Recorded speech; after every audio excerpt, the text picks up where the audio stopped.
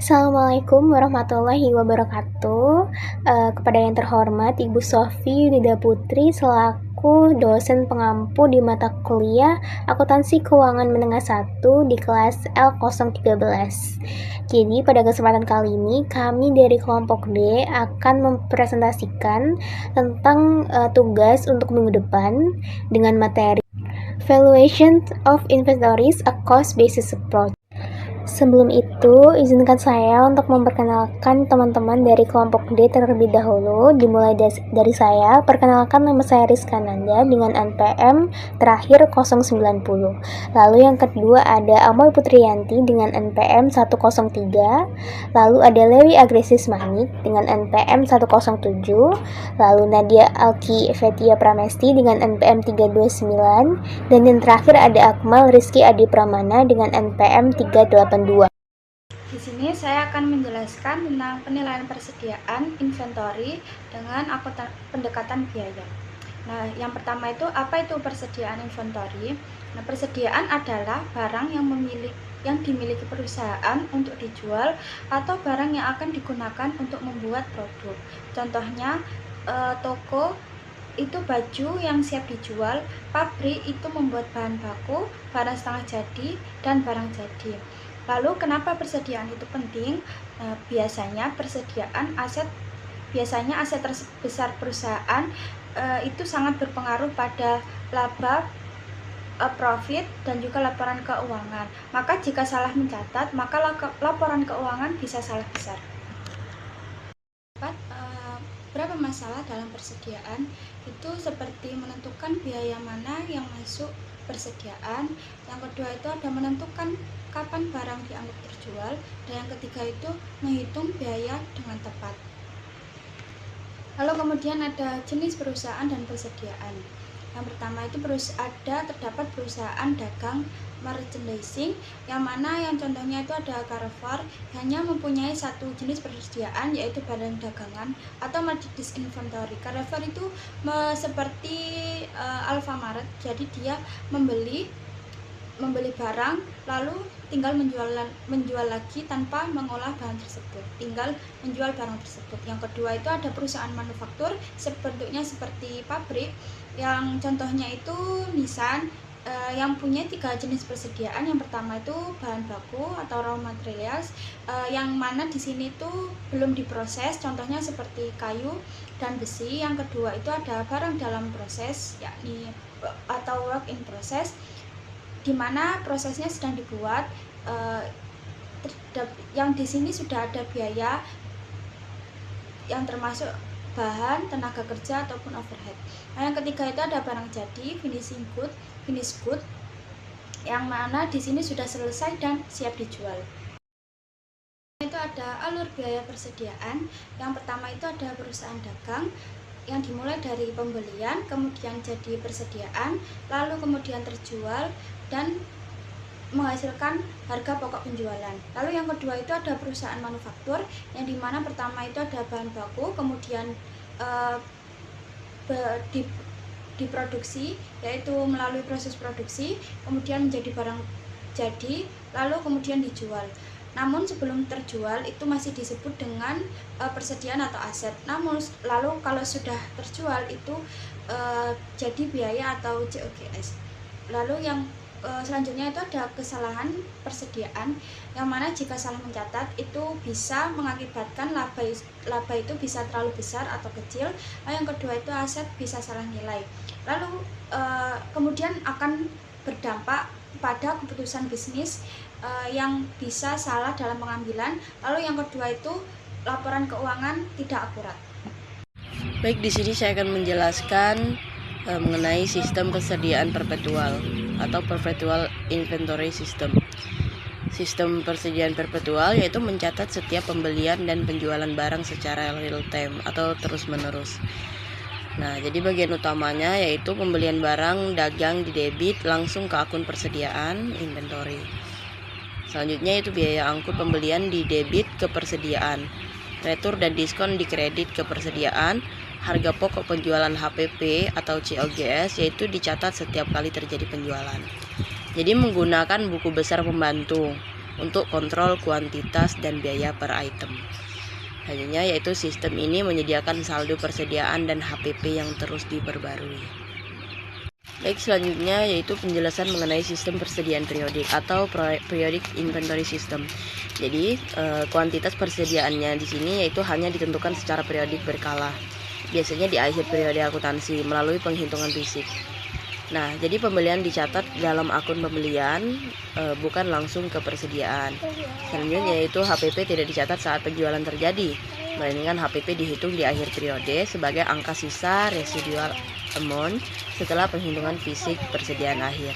Baik, di sini saya akan menjelaskan perbedaan perpetual dan periodik. Nah, jadi perbedaan perpetual dan periodik di sini yaitu perpetual mencatat 2 jurnal saat penjualan, satu untuk pendapatan, satu lagi untuk HPP. Sedangkan periodik yaitu hanya mencatat 1 jurnal saat penjualan, yaitu pendapatan saja. Jadi penyesuaian persediaan perpetual di sini yaitu jika hasil penghitungan fisik berbeda dengan saldo buku, sistem perpetual memerlukan jurnal penyesuaian menggunakan akun inventory over and short. Selisih ini dianggap sebagai HPP atau pendapatan atau beban lain. Nah, sedangkan perhitungan periodik yaitu meskipun menggunakan sistem perpetual penuh, semua perusahaan disarankan melakukan penghitungan fisik setidaknya setahun sekali dekat dengan akhir tahun fiskal untuk memverifikasi keakuratan catatan. Selanjutnya yaitu cara menghitung HPP periodik. Nah, jadi di sini yaitu persediaan awal ditambah harga pokok barang yang dibeli atau diproduksi sama dengan hasilnya yaitu total biaya barang tersedia untuk dijual. Nah, selanjutnya dikurangi dengan persediaan akhir, nah yang berdasarkan penghitungan fisik, dan dapatlah hasilnya yaitu harga pokok penjualan atau COGS. Perbedaan penyajian persediaan. Perusahaan dagang dan perusahaan manufaktur memiliki cara penyajian persediaan yang berbeda dalam laporan posisi keuangan.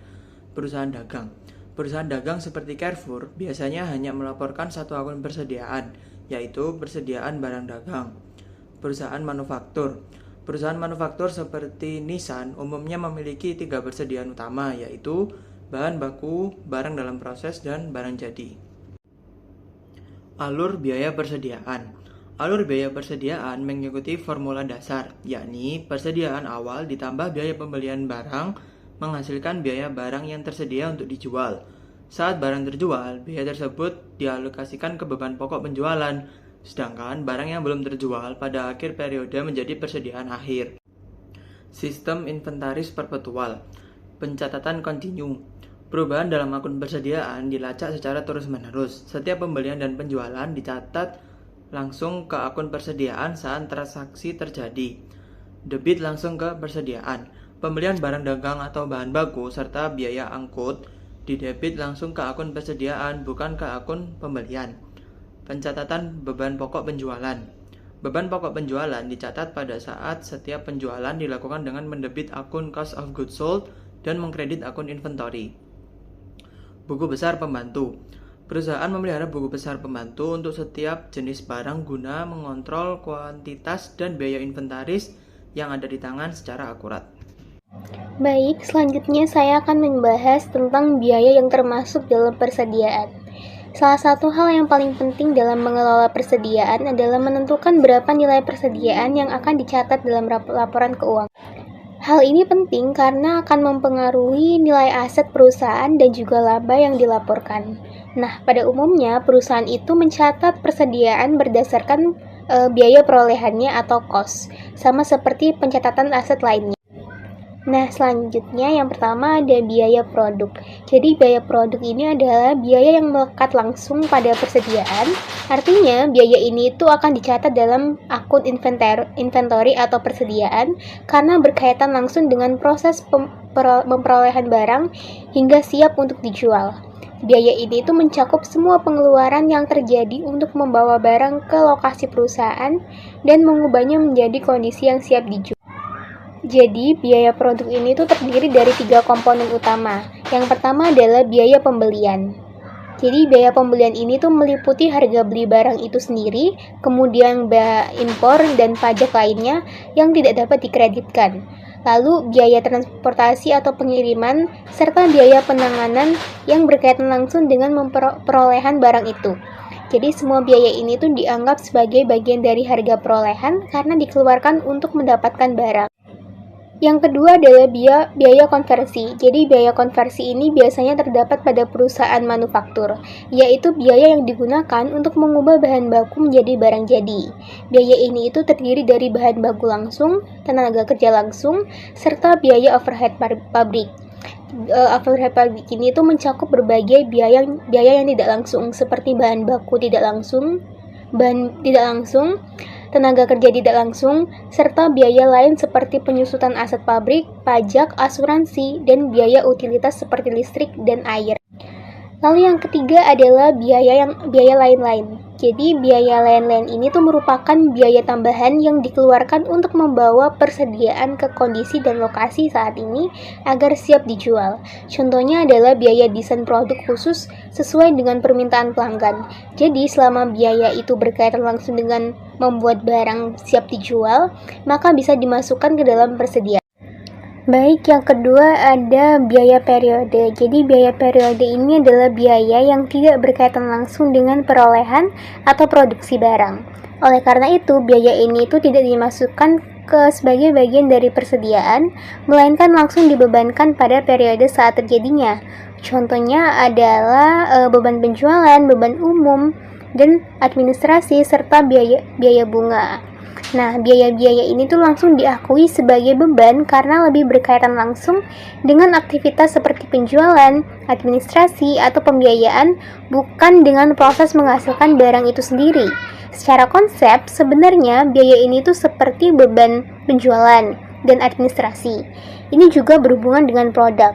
Namun, perusahaan itu tidak memasukkannya ke dalam persediaan karena biaya ini tuh lebih berhubungan dengan barang yang sudah terjual, bukan yang masih tersimpan sebagai persediaan. Nah, selain itu, biaya administrasi juga sifatnya tidak langsung dan sulit untuk dialokasikan secara tepat ke produk tertentu, sehingga jika dipaksakan justru bisa menjadi tidak akurat. Kemudian, untuk biaya bunga, umumnya juga dianggap sebagai biaya periode karena dianggap sebagai biaya pembiayaan, bukan biaya produksi. Jadi biasanya langsung dibebankan. Namun ada beberapa pengecualian. Jadi menurut standar akuntansi internasional, yaitu untuk aset tertentu yang pembuatannya membutuhkan waktu yang lama dan biaya besar seperti proyek atau kapal atau properti, biaya bunga itu boleh dikapitalisasi menjadi bagian dari aset. Tetapi untuk persediaan yang diproduksi secara rutin dan dalam jumlah yang besar, biaya bunga itu tidak boleh dikapitalisasi karena manfaat informasinya tidak sebanding dengan biayanya. Nah, selanjutnya yang ketiga yaitu perlakuan diskon pembelian. Jadi diskon pembelian ini tuh adalah potongan harga yang diberikan oleh penjual kepada pembeli. Tujuannya itu bisa untuk mendorong pembelian dalam jumlah yang besar, menarik pelanggan baru, atau memberikan insentif agar pembayaran dilakukan secara lebih cepat. Nah, menurut standar akuntansi, diskon pembelian ini harus dicatat sebagai pengurang dari biaya persediaan, bukan sebagai pendapatan.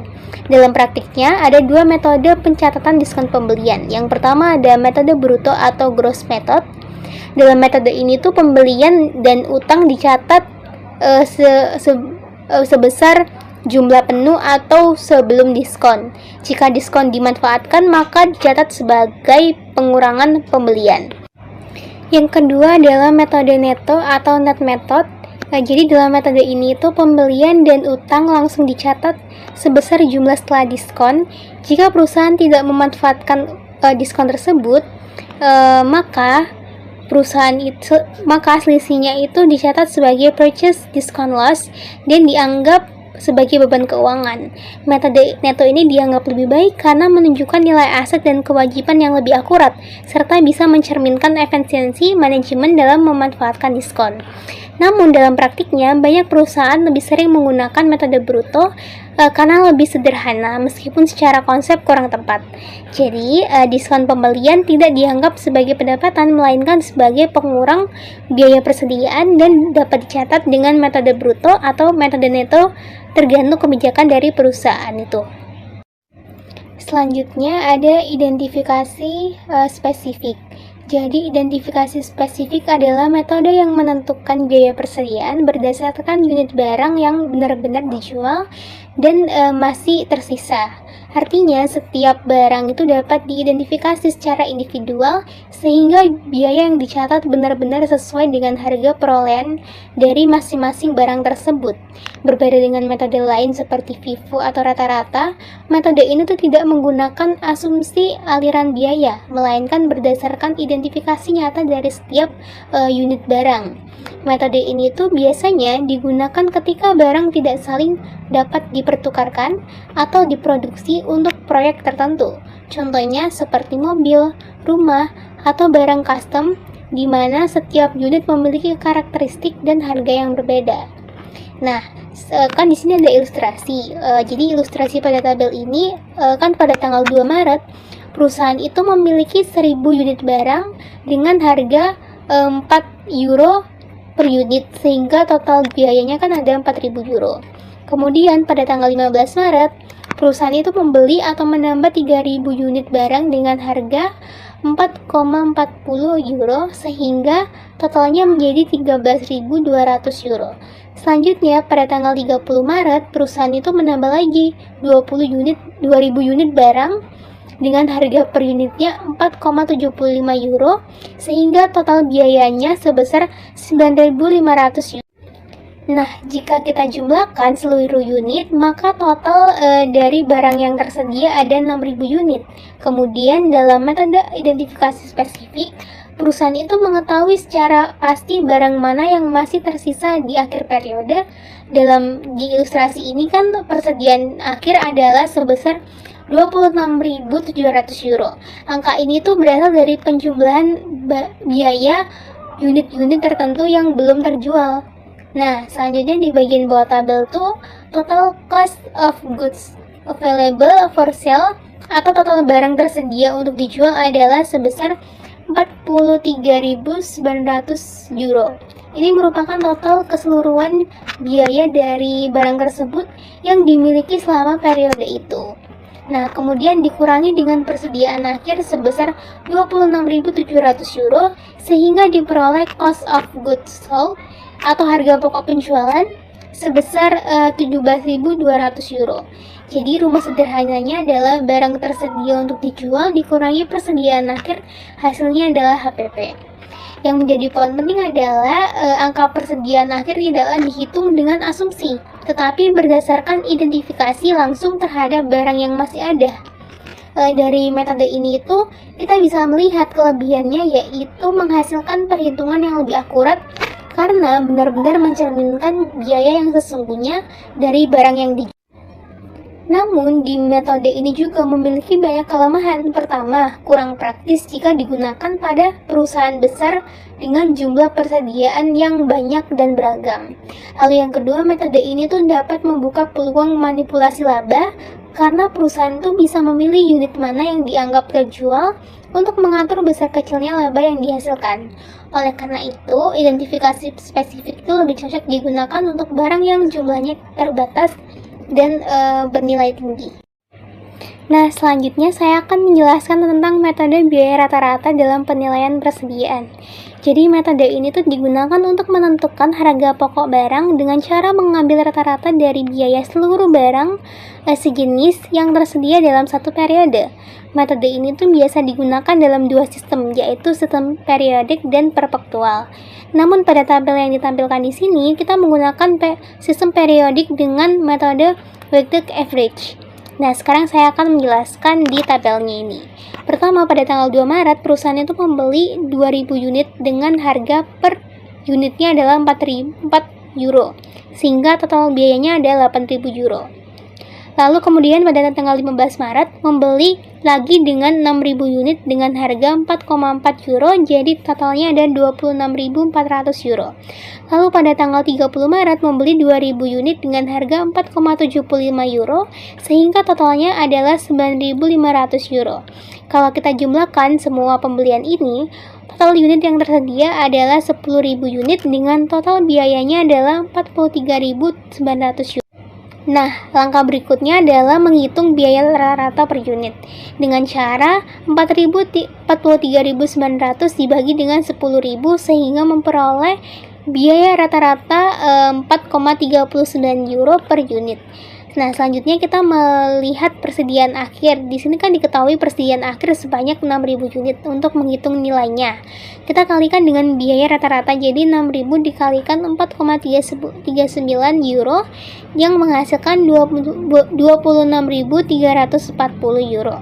Nah, kemudian kita hitung HPP dengan cara total barang yang tersedia dikurangi dengan persediaan akhir sehingga diperoleh HPP sebesar 17.560 euro. Jadi dari tabel ini tuh kita bisa melihat alur lengkapnya mulai dari pembelian, menghitung rata-rata sampai menentukan persediaan akhir dan harga pokok penjualan. Jadi metode ini tuh membantu perusahaan menentukan nilai sederhana dengan cara menentukan nilai persediaan dengan cara yang lebih sederhana, konsisten dan mudah digunakan, terutama untuk barang yang sejenis.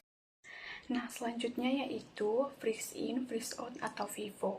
FIFO adalah metode penilaian persediaan yang mengasumsikan barang yang pertama dibeli adalah barang yang pertama digunakan atau dijual. Nah, metode ini itu dapat digunakan baik pada sistem periodik maupun perpetual. Dan hasil akhirnya itu seperti persediaan akhir dan harga pokok penjualan itu akan sama keduanya di sistem tersebut. Nah, kelebihan FIFO itu yang pertama, mendekati aliran fisik barang atau realistis. Yang kedua, persediaan akhir itu mencerminkan harga terkini. Yang ketiga, sulit dimanipulasi karena tidak bisa memilih biaya tertentu. Namun, kelemahannya itu ada dua. Yang pertama, tidak mencocokkan biaya terbaru dengan pendapatan saat ini. Dan yang kedua, bisa menyebabkan laba terlihat lebih tinggi saat harga naik. Nah, selanjutnya yaitu Inventory Valuation Method atau FIFO versus Average.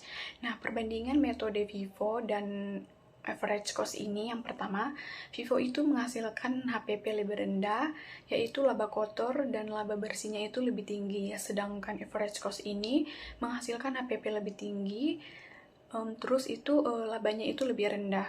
Hal ini itu terjadi terutama saat harga barang meningkat. Akibatnya itu FIFO itu pajaknya lebih tinggi dan kasnya lebih rendah, sedangkan average cost itu pajaknya lebih rendah dan kasnya itu tinggi. Jadi metode yang dipilih itu akan mempengaruhi laba bersih, pajak, persediaan akhir dan juga arus kas perusahaan. Nah, selanjutnya, kesalahan dalam mencatat persediaan akhir. Nah, kesalahan dalam mencatat persediaan akhir ini misalnya itu terlalu rendah atau understate, yang dimana itu akan berdampak pada laporan keuangan. Nah, jika persediaan akhirnya itu terlalu rendah, maka HPP-nya itu terlalu tinggi, laba bersihnya terlalu rendah, dan modal kerja atau current ratio-nya itu terlalu rendah. Nah, kesalahan ini itu akan terkoreksi sendiri pada periode berikutnya, karena persediaan akhir itu menjadi persediaan awal, namun tetap menyebabkan laporan laba tiap tahun menjadi tidak akurat. Nah, selanjutnya yaitu pembelian dan inventaris salah dicatat. Jika perusahaan tidak mencatat pembelian dan juga tidak memasukkan barang tersebut ke persediaan akhir, maka dampaknya itu persediaan, utang usaha, dan juga pembelian itu bisa terlalu rendah. Namun, HPP dan juga alat bersihnya tidak berubah. Hal ini itu terjadi karena kesalahan tersebut saling menutupi atau offset. Nah, meskipun begitu, rasio keuangan seperti current ratio itu bisa menyesatkan atau terlihat lebih baik dari kondisi sebenarnya, sehingga bisa digunakan untuk window dressing. Nah, selanjutnya yaitu LIFO Cost Flow Assumption atau Last In, Freeze Out, dan LIFO. Nah, LIFO adalah metode yang mengasumsikan bahwa barang terakhir dibeli adalah barang yang pertama kali dijual. Jadi, HPP itu berasal dari pembelian terbaru, sedangkan persediaan akhir itu berasal dari pembelian lama. Nah, ciri-cirinya itu yang pertama, cocok untuk mencocokkan biaya terbaru dengan pendapatan. Yang kedua, menghasilkan HPP lebih tinggi saat harga naik. Namun, persediaan akhirnya itu menjadi tidak mencerminkan harga terbaru dan juga tidak diperbolehkan dalam IFRS atau masih boleh di beberapa negara seperti Amerika Serikat. Nah, perbedaan sistemnya itu periodic phase perpetual itu pada LIFO bisa menghasilkan angka berbeda atau berbeda dengan FIFO. Nah, selanjutnya inventory valuation method, FIFO, average, dan juga LIFO. Nah, metode FIFO, average, dan juga LIFO ini menghasilkan dampak berbeda pada laba, pajak, dan juga persediaan, terutama saat harganya meningkat. Nah, FIFO ini cenderung menunjukkan laba lebih tinggi, sedangkan LIFO ini lebih rendah, dan average ini berada di tengah-tengahnya. Nah, adapun perbedaan utamanya adalah yaitu FIFO freeze in freeze out itu yang pertama itu menghasilkan laba kotor dan laba bersih paling tinggi, yang kedua pajak yang dibayar lebih besar, yang ketiga persediaan akhir paling tinggi atau mendekati harga terbaru, yang keempat saldo kasnya itu lebih rendah karena pajaknya tinggi. Average cost atau rata-rata yang pertama, laba berada di posisi tengah atau tidak terlalu tinggi dan juga tidak terlalu rendah. Yang kedua, pajaknya juga berada di tingkat sedang. Ketiga, persediaan dan HPP-nya itu lebih stabil. Dan yang keempat, mudah digunakan dan juga praktis. Nah, sedangkan LIFO last in atau freeze out itu yang pertama menghasilkan laba paling rendah, yang kedua pajaknya lebih rendah, yang ketiga saldo kasnya paling tinggi, dan yang keempat persediaan akhirnya paling rendah atau tidak mencerminkan harga terbaru. Baik, soal yang pertama adalah penjelasan mengenai metode pencatatan persediaan FIFO, LIFO, dan average dengan metode perpektual dan baik, jadi terlebih dahulu saya akan menjelaskan tentang sistem pencatatan persediaan. Jadi secara umum terdapat dua metode yang digunakan, yaitu sistem perpektual dan sistem periodik. Pertama, saya akan menjelaskan sistem perpektual terlebih dahulu. Jadi sistem perpektual ini adalah metode pencatatan persediaan di mana setiap perubahan persediaan baik karena pembelian maupun penjualan dicatat secara terus-menerus dan secara langsung. Jadi setiap ada barang masuk atau keluar langsung tercatat pada saat itu juga.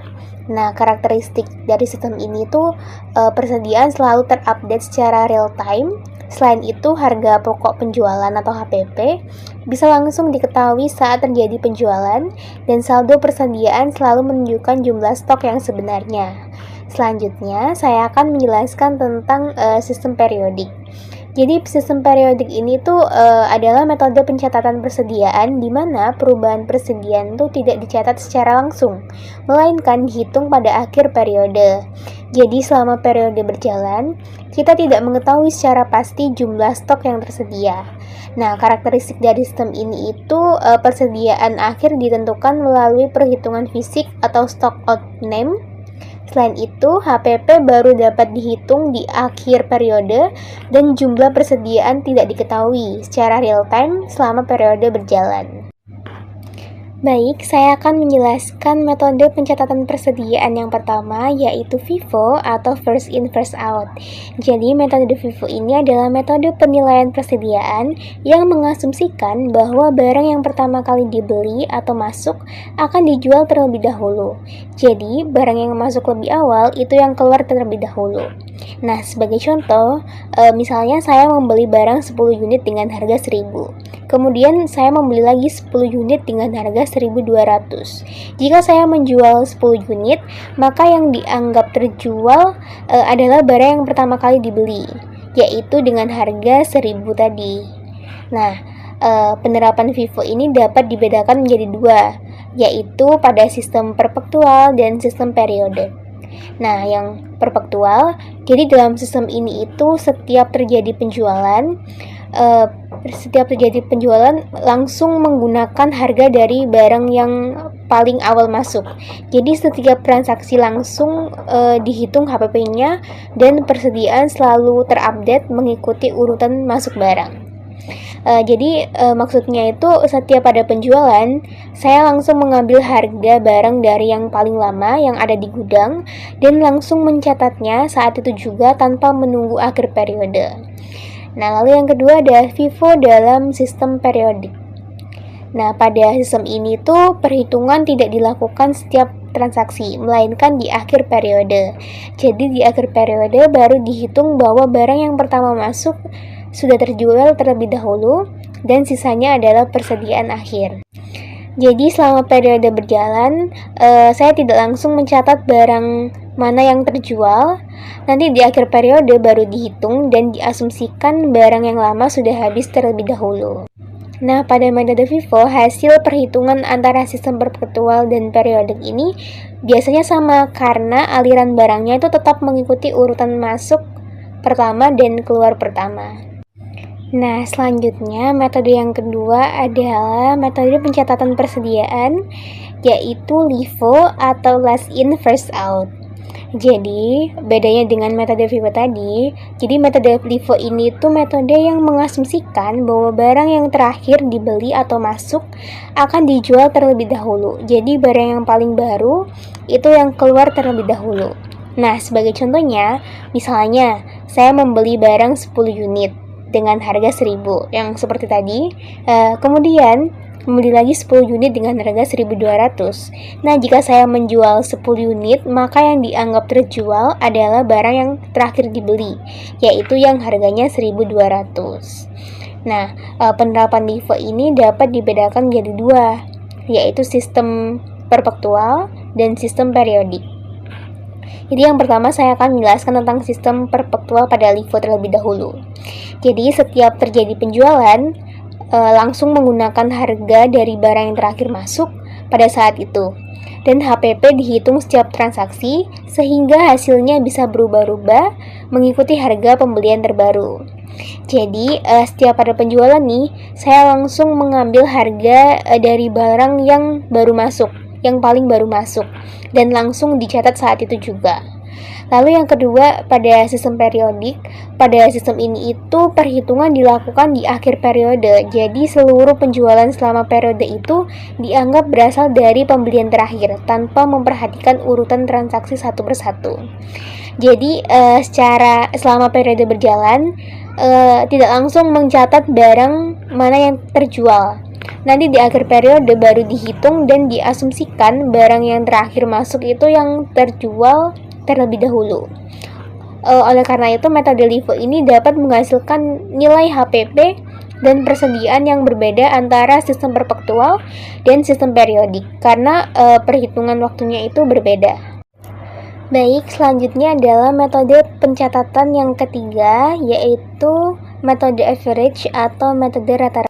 Jadi, metode rata-rata ini adalah metode penilaian persediaan yang menggunakan harga rata-rata dari seluruh barang yang tersedia. Jadi, tidak dilihat mana yang pertama masuk atau yang terakhir masuk, tetapi dihitung dari rata-ratanya. Sebagai contoh yang seperti tadi, misalnya kita membeli 10 barang 10 unit dengan harga 1.000, kemudian membeli lagi 10 unit dengan harga 1.200. Maka kita mencari rata-ratanya, yaitu 1.000 ditambah 1.200 jadinya dibagi 2 jadinya adalah 1.100, dan harga itu yang digunakan untuk menghitung penjualan. Nah, seperti sebelumnya, metode rata-rata ini juga dapat diterapkan dalam dua sistem, yaitu sistem perpetual dan sistem periodik. Untuk sistem perpetual pada metode average ini itu bisa disebut moving average. Dalam sistem ini itu harga rata-rata akan diperbarui setiap kali terjadi pembelian baru.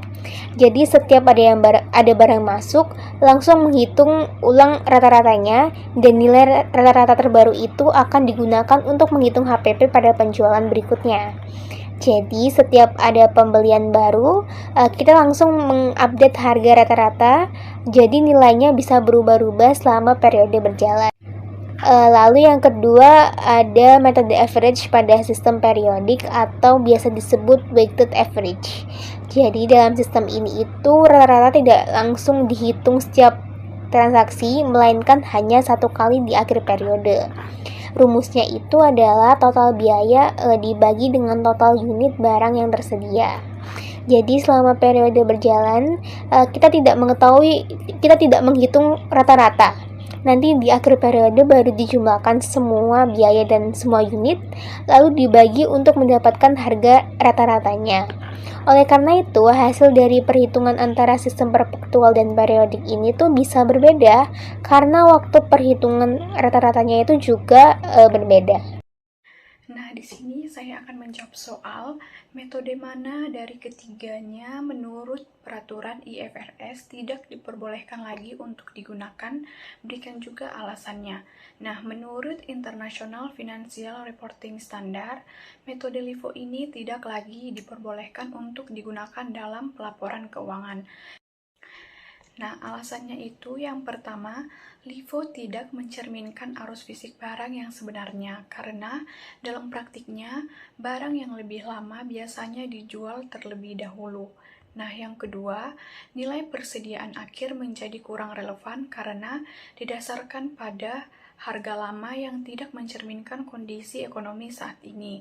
Yang ketiga, metode ini dapat menurunkan kualitas laporan keuangan karena berpotensi digunakan untuk memanipulasi laba melalui peningkatan harga pokok penjualan.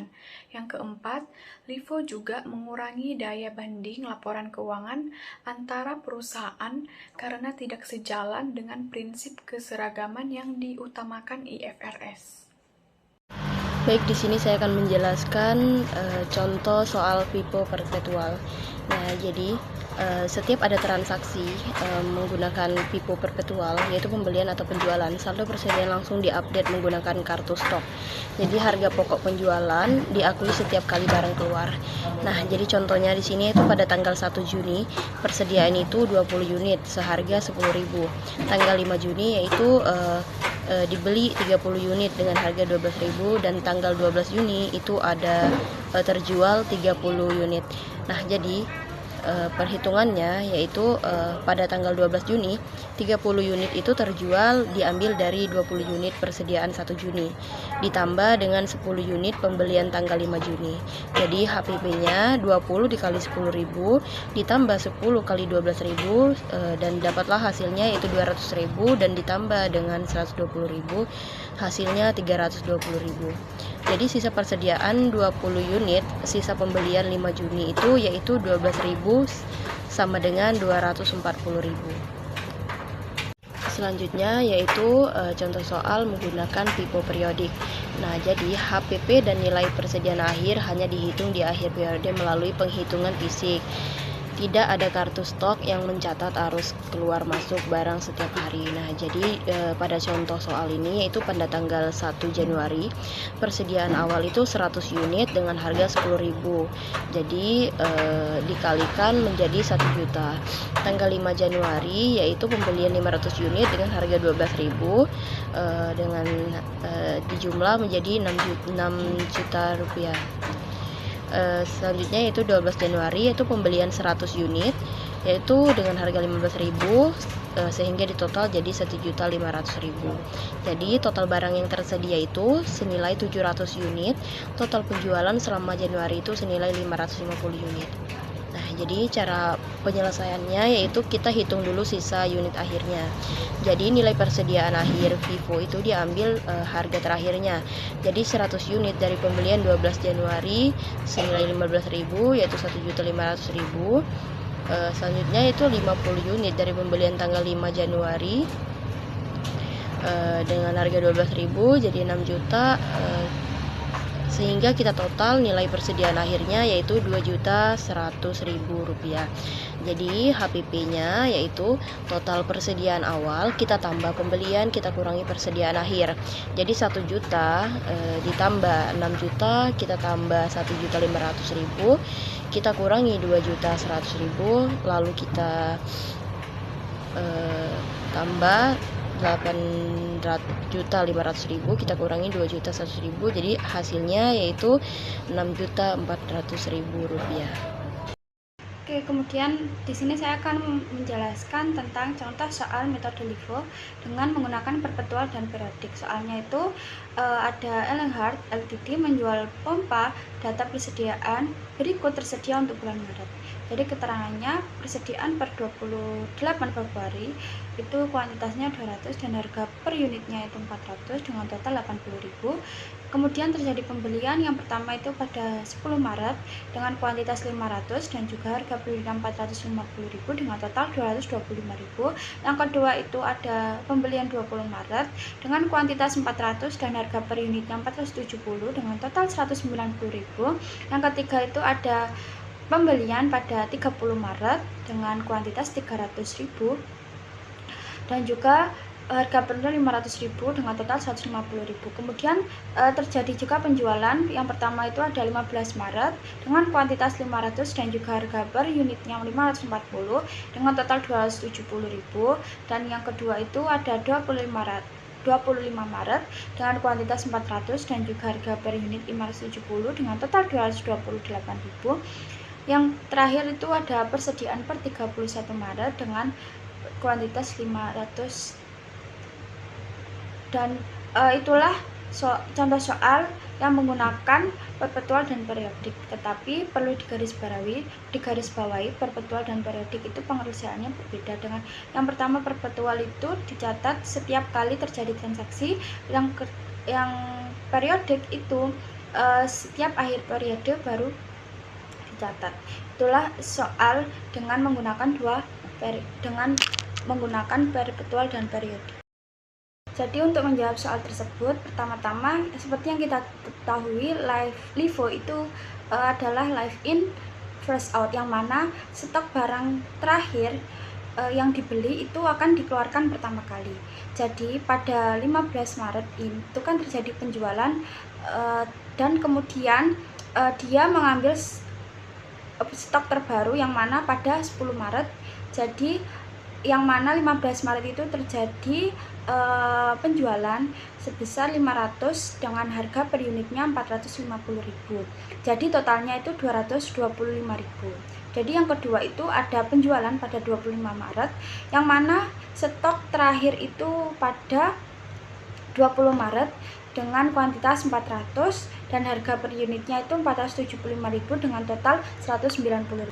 Dan kemudian untuk mencari HPP-nya itu kita tinggal menjumlahkan dari penjual 15 Maret dan juga 20 Maret tadi, yang mana itu 225.000 ditambah 190.000 sama dengan 415.000. Dan yang kedua itu ada persediaan akhir, yang mana itu persediaan awal tadi kan stoknya masih utuh, yang mana unitnya 200 dan juga harganya 400, totalnya itu 80.000.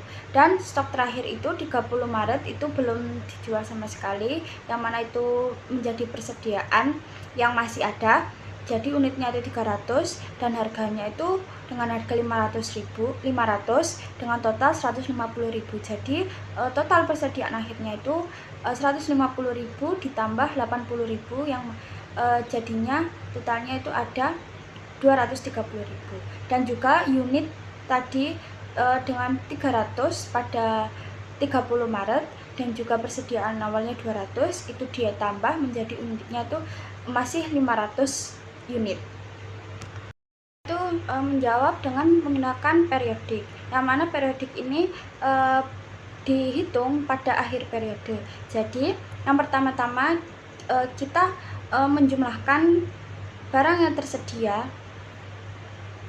yang tersedia seluruhnya, yang mana ada persediaan awal sebesar 200.000 dan juga harga penilaian 400 dan totalnya 80.000. Dan juga kedua ada persediaan yang dimana ada 10 Maret dan kuantitas 500, harga penilaian 450 dan juga totalnya 225.000. Yang kedua itu ada 20 Maret yang kuantitasnya ada 400 dan juga harga per unitnya ada 475 dan totalnya adalah 190.000. Yang terakhir itu ada 30 Maret yang mana kuantitasnya 300 dan juga harga per unitnya itu 500 dengan total 150.000. Jadi kita total seluruh persediaannya dulu, yang mana kuantitasnya dijumlahkan dengan menghasilkan 1.400 dan juga totalnya kita total seluruhnya itu ada 645.000. Lalu untuk persediaan akhir itu sumber ada 30 Maret dengan unit 300 dan harganya 500, kemudian menjadi 150 dan juga 20 Maret dengan unit 200 dan harga 475. dengan total 95.000, kemudian unit kita jumlah hasil akhirnya 500 dan juga totalnya menjadi 245.000. Itu merupakan persediaan akhir yang kemudian perhitungan HPP-nya ada barang yang tersedia yang kita jumlah awal tadi 645.000 dengan persediaan akhir 245.000, kita kurangi, kemudian ditemukan HPP-nya sejumlah 400.000. Contoh soal metode average perpetual. UD Maju Makmur melakukan perlakuan pembelian penjualan atas persediaan barang pada tahun 2022 sebagai berikut. Pada 1 Januari 2022 memiliki persediaan awal sebanyak 500 unit dengan harga 10.000. Pada tanggal 5 Juni 2022 melakukan pembelian 200 unit dengan harga 12.000. Pada tanggal 8 Juni 2022 melakukan penjualan sebanyak 400 unit dengan harga 15.000. Tanggal 15 Juni 2022 melakukan pembelian sebanyak 200 unit dengan harga 15.000. Pada tanggal 19 Juni 2022 melakukan penjualan sebanyak 200 unit dengan harga 16.000. 24 Juni 2022 melakukan pembelian sebanyak 400 unit dengan harga 14.000 dan pada tanggal 25 Juni 2022 melakukan retur pembelian sebanyak 100 unit dengan harga 14.000. Masuk ke pembahasan. Pada tanggal 1 Juni 2022, masukkan ke kolom persediaan sebanyak 500 unit dengan harga 10.000 yakni total 5 juta. Kemudian pada tanggal 5 Juni 2022 melakukan pembelian, masukkan ke kolom pembelian sebanyak 200 unit dengan harga 12.000 memiliki total 2.400.000. Kemudian jumlahkan dengan jumlah persediaan yang ada yakni 700 unit dengan harga 5 juta ditambah 2.400 yakni 7.400. Untuk harga yakni 7.400 dibagi dengan 700 ketemu 10.571. Kemudian pada tanggal 8 Juni melakukan penjualan sebanyak 400. Masukkan ke kolom harga pokok penjualan yakni 400 unit dengan harga 10.571 dengan total 4.228.571. Kemudian memiliki sisa persediaan 300 unit dengan harga 10.571 dengan total 3.171.429. Pada tanggal 15 Juni 2022 melakukan pembelian sebanyak 200 unit. Masukkan ke kolom pembelian 200 unit dengan harga 15.000 yakni 3 juta rupiah. Kemudian tambahkan ke akun persediaan yakni 500 unit dengan harga 12.343 dan total 6.171.429.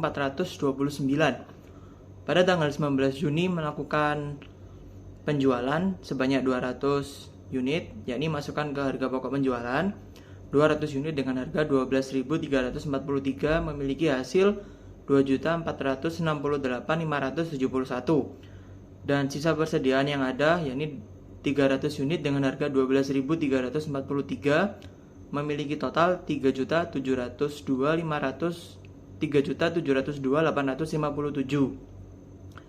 Pada tanggal 24 Juni 2022 melakukan pembelian sebanyak 400 unit dengan harga 14.000 dan total 5.600.